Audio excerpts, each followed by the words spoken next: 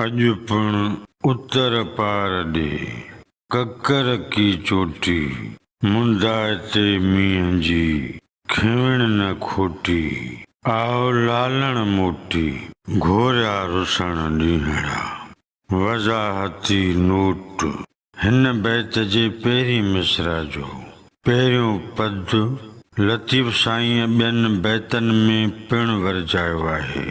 बैत जी पहिरीं मिसरा अॼुपण उत्तर पार ॾे ककर की चोटी ॿियनि बैतनि जूं मिसराऊं ऐं वरजायल पद अॼुपण उत्तर पार ॾे ककरियूं कारियूं अॼुपण उत्तर पार ॾे कारा ककर केस अॼुपण उत्तर पार ॾे ककर कयाई अॼुपण उत्तर पार ॾे ककर थो करे। नवनि लफ़्ज़नि जी माना मुंदाए थो माना मुंद या मौसम मुताबिक़ मुंदाए थो मींहुं उहो मींहुं जेको मुंद मौसम मुताबिक़ वसे। खिवण माना आसमानी बिजलीअ जो चमको या विझ। खोटी माना कूड़ी। लालण माना लाडलो दादलो प्यारो दोस्त दिलबर या महबूब। ही लफ़्ज़ लतीफ़ साईं ॿियनि बैतनि में पिण कमु आंदो आहे। लालण तनी लट इश्क जन जे अॻ में लालण ॾे लतीफ़ चए पुरे पेर भरे लालण जो लतीफ़ चए विसारे न विसाल घोरिया माना सदके कया या कुर्बान कया। बैत जी ज़रूरत मूजिबि माना थींदी ॿन पिया या हरू भरू जा।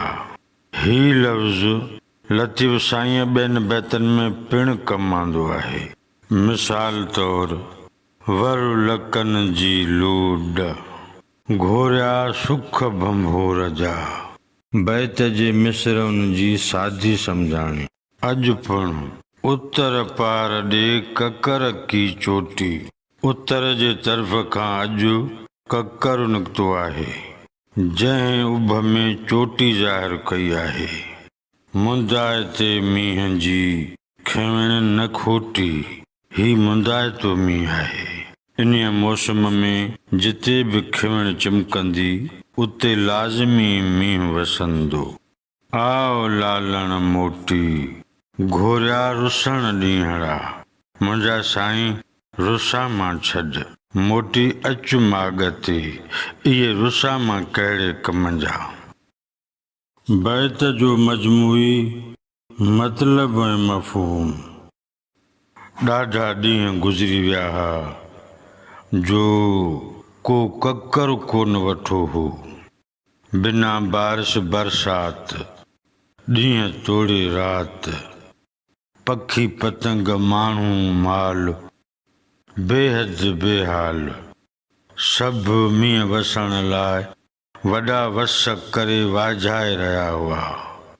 आख़िरकार किरदगार ॿुधी पुकार कया ख़तम इंतज़ार जो उत्तर खां ककर जी चोटी ज़ाहिर थी जंहिं लाइ लतीफ़ चवे थो त अॼुपण उत्तर पार ॾे ककर की चोटी मुंदाए ते मींहं जी खिवण न खोटी आओ लालण मोटी घोरिया रुसण ॾींहड़ा। पालणहार परवरदिगार बाज़ारू आहे। जीत हुजनि जानवर हुजनि पखी हुजनि पतंग हुजनि माण्हू हुजे या चौपायो माल हुजे हिक हिक साहदार जा रब साईं सद सुणी बाझ सबाझ जा हुकुम जारी करे थो। झुड़ खे बादल खे हर ककर खे अहकाम पहुचनि था वञो वञो हाणे जो हाणे वञो जीअं वञण जो हक़ हूंदो आहे उन तरह वञूं ऐं पोइ उतर जे तरफ़ खां आगाज़ थिया। पाण ककर रंग साज़ थिया ऐं चोटी कंदे चवंदा आया त इझो इझो अची वसंदा, ही मींहं वसण जी मुंद आहे। हिन मौसम में जिते बि खिवण चमकंदी उहा ख़ाली खिवण न हूंदी, उन जे चमकण सां मींहुं ज़रूर वसंदो। ओ पिरी मोटी आओ, इहे रुसण असांखे घणो घाईंदा, असांजा सुखिया ॾींहं विञाईंदा। उन करे मींहुं वसण मिलण जी मुंद आहे। आओ तूं मोटी आओ।